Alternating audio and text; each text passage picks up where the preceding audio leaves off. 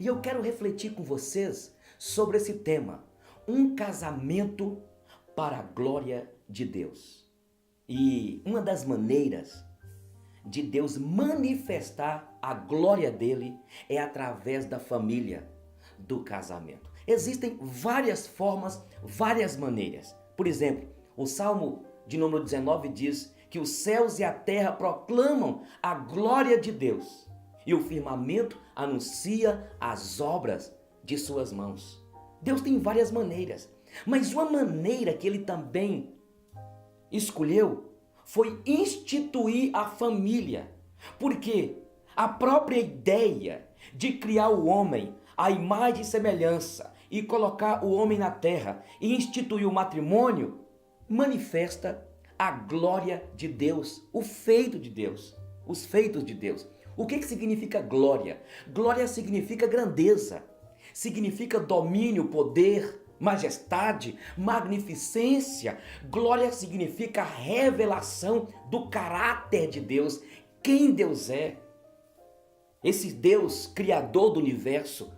Então, eu creio que nós precisamos de entender que Deus usa a família, o casamento, para manifestar a sua glória.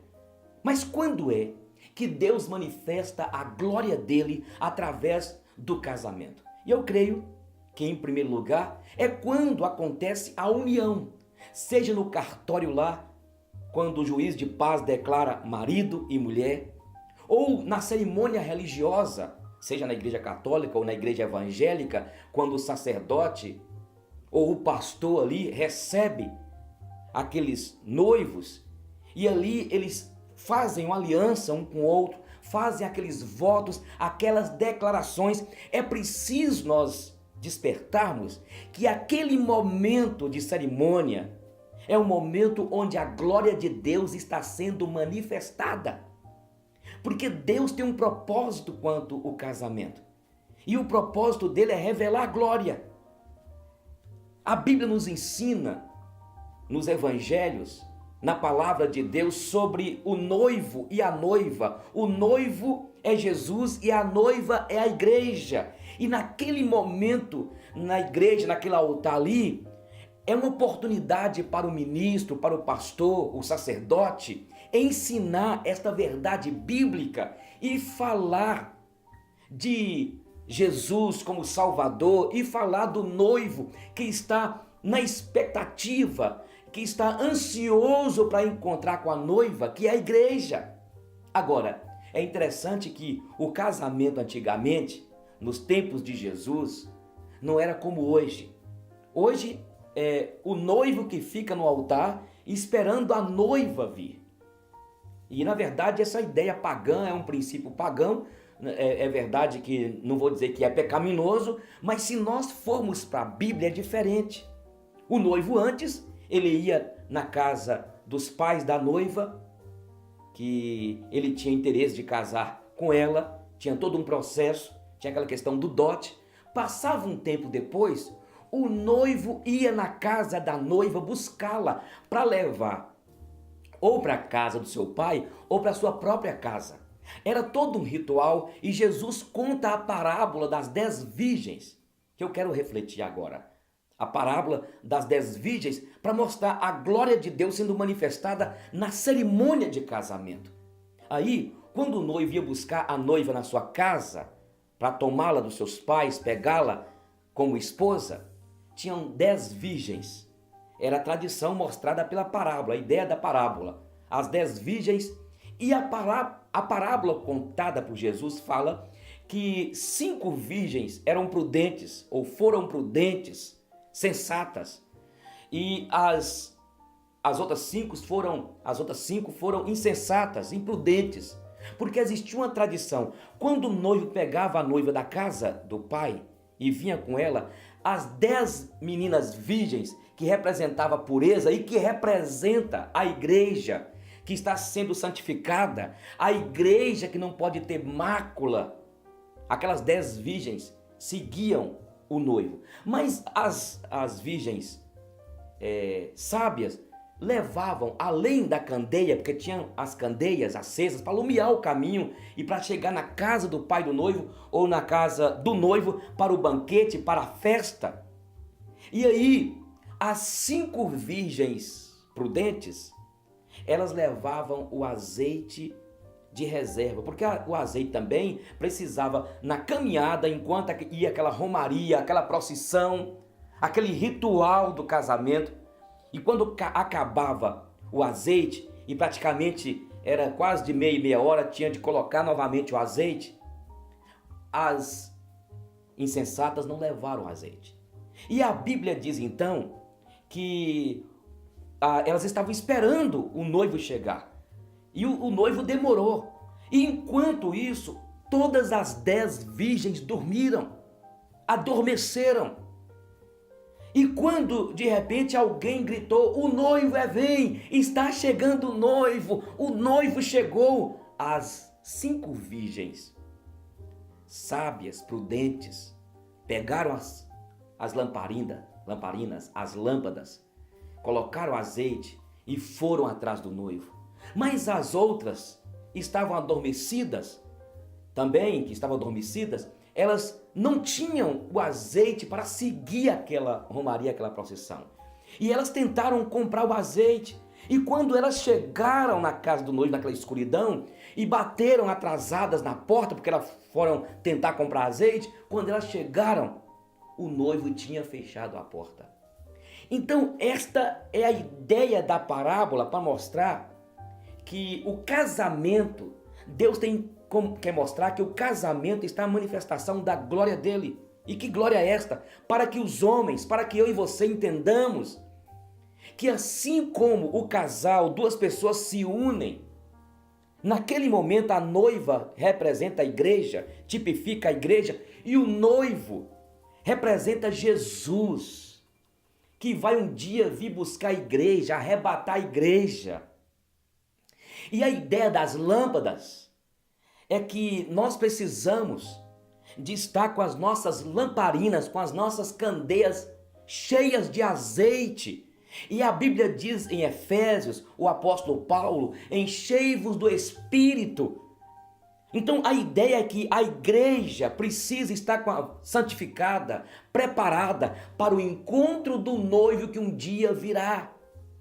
Então escute que, na verdade, quem ia buscar a noiva era o noivo. Ela ficava ali esperando, não era o noivo que ficava esperando, era a noiva. E eu entendo, nesse quadro, para que nós aprendamos que tudo começa em Deus, e é Deus que decide tudo, e aí está a manifestação da grandeza, da independência deste Deus que criou-nos. Foi Ele que tomou iniciativa, foi Deus que escolheu as ovelhas do pastor, que é Jesus, este noivo. Foi Deus que deu para ele, escolheu e deu para ele, e no tempo certo ele veio como cordeiro imaculado, morreu na cruz.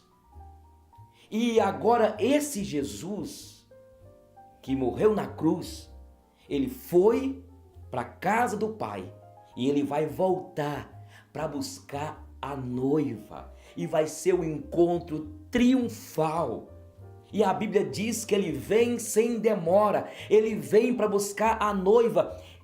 Nesse quadro, o casamento manifesta a glória de Deus quando nós ensinamos isso. Entendeu? Quando nós ensinamos que precisa a noiva ficar adornada, preparada. Quem sabe você está se preparando para casar? Eu quero dar uma ideia para você. Mude esse ritual que acontece direto nas igrejas. Ao invés do noivo, o seu futuro marido, ficar te esperando no altar, você que vai esperá-lo, assim como está na Bíblia.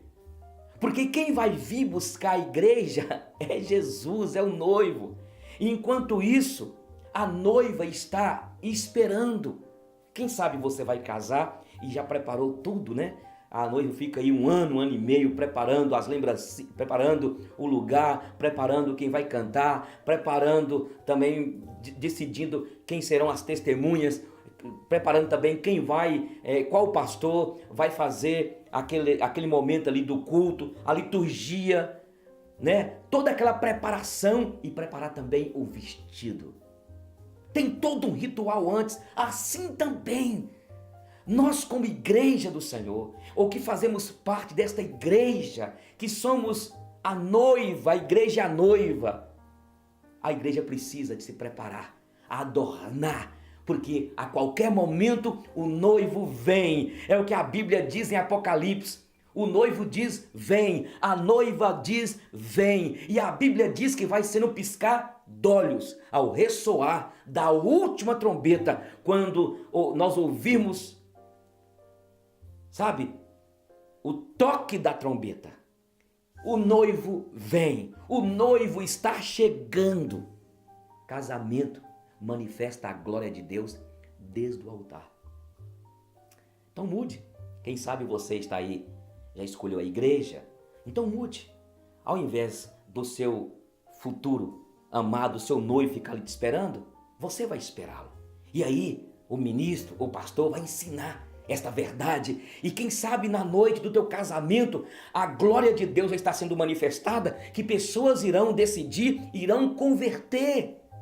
Aqueles que o pai escolheu para entregar para o noivo, que ele salvou ao ter morrido na cruz pelos pecados, pelos nossos pecados.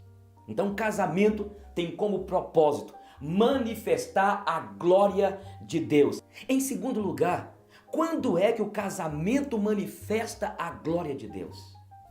Quando os cônjuges obedecem o que está em Efésios. Quando Paulo, inspirado pelo Espírito Santo, coloca qual deve ser o papel do marido, qual deve ser o papel da esposa. E a Bíblia diz que o marido deve amar sua esposa, se entregar por ela, sacrificar por ela, assim como Cristo amou a sua igreja e se entregou por ela. E depois diz que a mulher deve submeter ao seu marido. E a ideia do texto lá, os dois submetem ao instituidor do casamento, que é Deus, submetem a ele. Então escute, a manifestação da glória de Deus vai acontecer no teu casamento, na minha família, quando eu cumpro o papel que a Bíblia diz em Efésios. Eu devo amar Giselda, você deve amar a sua esposa, de tal forma, chegando ao ponto de sacrificar até morrer. Você está disposto a isso? Você está querendo casar, você está disposto a sacrificar o jogo, a pelada, a peteca, sacrificar, não estou dizendo que você vai acabar, mas sacrificar alguns momentos que são tão importantes, porque faz parte da sua individualidade e faz parte também do seu momento de diversão. Você está disposto a sacrificar, chegando ao ponto de morrer pela sua esposa? Tem muitos casais que não estão manifestando a glória de Deus. Até cantam, até conhecem a Bíblia, até colocam os versículos na parede, inclusive, de preferência, o Salmo 91 ou o Salmo 23. Mas não há manifestação da glória de Deus, porque a manifestação da glória de Deus acontece quando os cônjuges cumprem os seus papéis colocados, sabe, pelo manual por excelência. Há algum tempo eu comprei um DVD LG para gravar DVDs. Eu gravava e não tinha, naquela época, um tempo atrás, e eu comecei a gravar, fiquei empolgado, aí de repente eu mexer no controle remoto, desconfigurou totalmente o aparelho. E eu fiquei tentando pesquisar na internet, até encontrei alguém que falou assim: olha, o senhor desconfigurou, cadê o manual? E eu tinha guardado o manual, mas não tinha lido o manual. Aí ele leu o manual e me ensinou a configurar, tem de configurar. Tem muito casamento desconfigurado. Tudo dá errado. Não tem manifestação da glória de Deus, pelo contrário, de trevas, escuridão, derrota no casamento, na família. Por quê? Nós não estamos lendo o manual por excelência, que é a Bíblia, que nos ensina como funciona o casamento, como funciona a família. A Bíblia diz que Jesus, ele é a cabeça da igreja. É ele. É ele que é a cabeça da igreja. É ele que governa a igreja. Quem manda na igreja não é o pastor, não é o papa, não é o apóstolo. Quem manda na igreja é Jesus, que morreu por ela, que se entregou por ela. E por isso que Jesus faz a comparação do ministério dele, de ter morrido pela igreja, sacrificado pela igreja, mas é ele que tem a igreja para guiá-la. É ele que, na verdade, tem autoridade sobre esta igreja. E assim também ele diz que deve o marido ser cabeça da mulher, da casa. Quem deve governar a casa é o marido. Deus o capacitou com a estrutura emocional, psíquica, física e até espiritual quanto a isso, porque ele, Deus, que deu ao homem e colocou no manual que o homem deve ser cabeça. E tem muita mulher aí que está assumindo o papel de homem. Tem muita mulher e tem muito casamento infeliz, porque é a mulher que domina. O homem, ele não exerce a sua autoridade como cabeça, como aquele que governa a casa. Não estou dizendo que o homem não deva sentar com a esposa, conversar com ela, os dois projetarem juntos. Claro, precisa. Mas a Bíblia fala do papel do marido. Quem sabe você está me assistindo, me ouvindo neste momento, e quem na verdade governa a sua casa é a sua esposa, não pode. O manual nos ensina. Vai estar tudo desconfigurado, está errado. E inclusive uma casa onde a mulher que manda, onde o homem é molão, onde o homem é aquele molenga, você pode ver a sexualidade do menininho, ele começa a ter problema, da menininha. Então tenha cuidado, você não sabe, viu, irmã? Você não sabe o perigo que você está correndo, você não sabe o preço que vocês irão pagar no futuro. Você não sabe, meu irmão. E de vez em quando eu palestro em algum lugar e alguma mulher vem, pastor, mas o que eu faço? Meu marido é um molenga, meu marido é mole, meu marido, pastor, não assume o papel dele. É outro assunto, vai conversar com o seu pastor, senta, terapia, palavra de Deus. Homem tem de aprender a ser homem e tem de aprender a assumir a sua responsabilidade. O homem foi chamado por Deus para poder ele governar a casa, ele que tem autoridade, é ele que é responsável para ser o provedor da casa. É você, amado. O provedor é você. É você que tem de sustentar a casa. Eu não estou dizendo que a mulher não possa ajudar, não estou dizendo que a mulher não deva trabalhar fora, mas é papel do homem de governar. O que eu faço, pastor? Procure ajuda, porque os seus filhos estão vendo. Você pode ver que tem alguns lados onde a mulher manda, a menina também aprende a mandar e vai ter problema no casamento. O menino se torna aquele menino mole igual o pai, sabe? É igual a história de Acabe na época, quem mandava era Jezabel. Cuidado para que não haja na tua casa o espírito de Jezabel, aquela mulher manipuladora, aquela mulher que na verdade assumiu a autoridade da casa porque Acabe era mole. Então é seu, marido. Olha, a Bíblia nos ensina que quando Deus fez Adão cair naquele profundo sono, Deus tirou da costela de Adão ali, tirou uma costela e fez Eva. Deus não tirou da cabeça para a mulher não mandar no homem. Deus não tirou dos pés para o homem não pisar na mulher igual você tem feito. Pisa, domina. Eu tenho a força. Deus me deu a força. Não é isso? Mas Deus tirou exatamente do lado esquerdo, para que a mulher fosse protegida, cuidada, sabe? Para que a mulher fosse amada. É essa a ideia, é assim que funciona. O manual por excelência nos ensina assim. Eu estou falando com você, você que está me assistindo, você que está me ouvindo. Quem sabe, meu amado, você não despertou quanto a isso? E eu quero dizer uma coisa, você é povo de Deus. Olha, a fé te leva a você exercer esse papel pela fé. Meu marido é mole, pastor, então a Bíblia fala que a fé vem pelo ouvir a palavra de Deus, ensine, pregue, e precisa, até que isso é gerado no teu coração, aí você assume o seu papel de homem, de líder da sua casa. Ah, quantos filhos desordenados, quantas casas onde a glória de Deus não é manifestada. Mas o papel da mulher também é submeter. O que significa submissão? É estar debaixo da missão. Qual é a missão do marido? A missão do marido é ser cabeça. A missão do marido é amar a esposa. A missão sua, marido, é na verdade governar. Aí, você, irmã, sabe o que significa submissão? Não é o marido pisar em você, te dar ordem, ser o seu carrasco, ser o dominador de você. Não.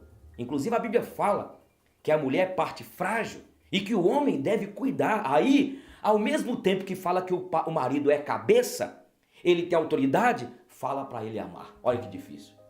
Deus mandou o marido amar. E aí você fica debaixo da missão. Qual é a missão? Amor, quem governa a casa é você. Vamos lá, assuma a casa. Ó, amor, é você que é a cabeça aqui. Vai lá. Você que manda aqui, vai lá. Dá para vocês entenderem? O problema que a sociedade, o problema que nessa pós-modernidade, onde o mundo virou de cabeça para baixo, onde a família está se desintegrando, sabe? As pessoas pensam que podem abandonar a Bíblia e a Bíblia é do passado. Não! A Bíblia é a palavra de Deus imutável, inalterável, eterna. Vai passar tudo, vai passar todos os conceitos, vai passar todas as formas de famílias que existem, de casamentos que existem, de uniões que existem, mas a Bíblia permanece. E a Bíblia fala que a mulher deve casar com o homem e o homem com a mulher. Não é o homem com homem, mulher com mulher. É o manual. E eu creio na Bíblia, na palavra de Deus. Então você está preparado para isso? Para assumir uma casa? Sabe? É seu papel como cabeça. E quando você assume seu papel de liderança, de líder, e quando você, minha irmã, deixa seu marido tomar as decisões, quando eu falo tomar decisões, eu estou dizendo que a iniciativa é dele, é ele que é o cabeça. Poder o homem perguntar para a mulher: o que você acha, amor? É uma parceria, os dois estão submissos ao Senhor, mas não muda aqui o papel, é o marido. E quando isso acontece, a glória de Deus está sendo manifestada e aí acontecem coisas tremendas. Aí os nossos filhos crescem saudáveis, entendendo, o seu filhinho está crescendo e vendo que a sua mulher manda em você, que a sua mulher te manipula. Os seus filhinhos estão vendo, mulher, que você está assumindo o papel de macho, sabe? Mulher macho, sim senhor? Não, você é fêmea, mulher, sabe? Então é preciso aprender isso. Jesus, o nosso Senhor, o noivo, Ele que manda, Ele que decide, é Ele que nos ama. Louvado seja Deus. Uma família para a glória de Deus. Quando é que o casamento, a família, manifesta a glória de Deus? Em terceiro lugar, é quando os dois vivem unidos. É unidade. A Bíblia diz, e nós aceitamos, eu creio na Trindade, que existe o Deus Pai, Filho e Espírito Santo. Mas é um só Deus. Nós cremos na Trindade. A Bíblia diz: façamos o homem à nossa imagem e à nossa semelhança. Significa que lá na eternidade, lá nos céus, a Trindade Santa, unida, decidiu: façamos unidade. Os dois juntos. Isso mesmo, os dois juntos. Sabe o que está acontecendo hoje? Está acontecendo hoje, a Bíblia diz: deixe o homem, seu pai e sua mãe, une a sua esposa, os dois serão uma só carne. Uma só carne. Porque Deus quer que no casamento manifeste a glória dele como? Para que todos falam: puxa, mas eles vivem tão bem, eles são tão unidos. E aí reflete a glória de Deus. É o que Jesus diz: Pai, que eles sejam um, assim como nós somos um, Pai. O que acontece hoje? O problema é que o homem deixa o seu pai e sua mãe, une a sua esposa, mas acontece, muitos não têm compreendido a ideia de um. Acontece que casam, aí é um que apaga o outro, é a mulher que apaga o marido, é o marido que apaga a mulher. De que maneira? Eu chego em algumas casas, aí a mulher fala: ó, minha moto, pastor, olha, pastor, minha geladeira, meu quarto. Peraí, tá vendo a individualidade? Eu não acho que a individualidade a gente perder, os cônjuges precisam de perder quando casam, não. Só quando a individualidade atrapalha o relacionamento. Mas o problema aqui que acaba sendo um anulando o outro. Um anula o outro. Você não pode anular teu marido. Você não pode anular tua esposa. Tudo é você, sou eu, nós. Casamento é parceria, é construção. Nós, pastor, é nossa casa, nosso carro, nossa moto. Nosso ou nossas são suas calcinhas, as suas cuecas, sabe? O brinco seu, meu brinco. Agora as coisas demais, nosso, dos filhos também. Quando eu falo meu carro, eu erro de vez em quando. Perdão, Mel. Desculpa, Luna. Nosso carro. É assim que a Bíblia nos ensina. É assim que significa viver a vida a dois. O resto, gente, é invenção.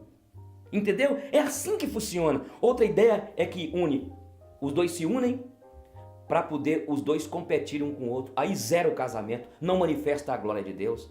Terceiro é quando começa agora, deixa o homem seu pai e a sua mãe, se une a sua esposa, a mãe, a madrasta. Aí se torna um casamento onde todo mundo manda, onde todo mundo intromete.